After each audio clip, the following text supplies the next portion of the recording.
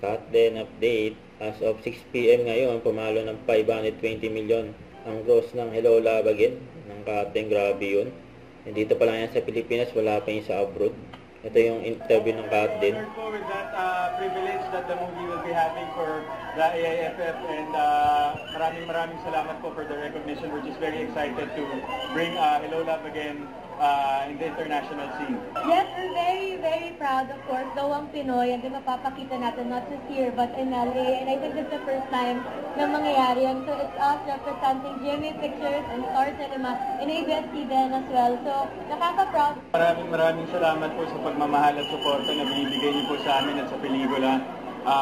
No words can express how grateful we are for the turnouts po, and we're just very happy na maraming nakaka-appreciate po sa Hello Love Again. We're just so blessed. We are so blessed because binigyan ng tao ng chance yung pelikula namin. Ang lahat ngayon ang nare-receive namin. Parang wala na kami mahihiling pa. Yun. After ng interview, napapasok na sila sa airport. Grabe, ang daming tao dyan sa airport. Inabangan talaga ang Katen. Laging naka-alalay si Alden kay Catherine.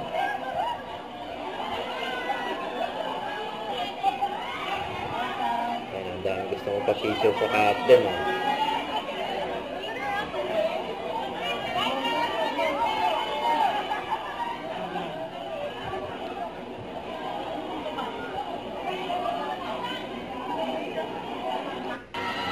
Hanggang sa loob ng airport. Yan o. May nakakita rin sa Katen.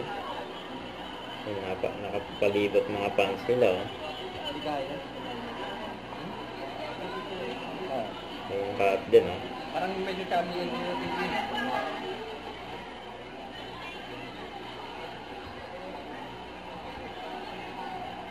hindi kaya, malabo.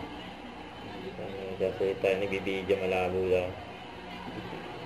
Pero kita-kita naman sila oh.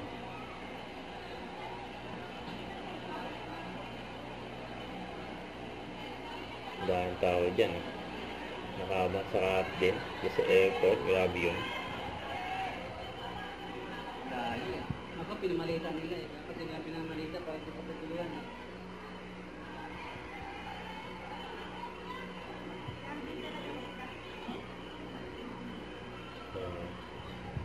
Alden Richard, Catherine Bernardo. Yun, nakabasay tayo sa Katen, puntang US para sa event doon at special screening. May kasama ng meet and greet. Yan na si Catherine. Sumunod na rin si Alden. Para manika si Alden, no? Ang daming gusto mong pa-picture sa Katen ah.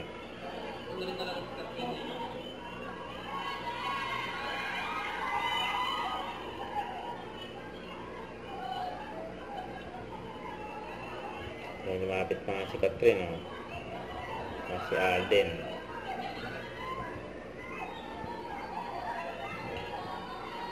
May sumalubong pa nga sa Katen eh. Kaya na sila. Have a safe flight. Huwag kalimutan mag-subscribe, click ang notification bell for more update kung ano your reaction live. Bye guys, thank you for watching.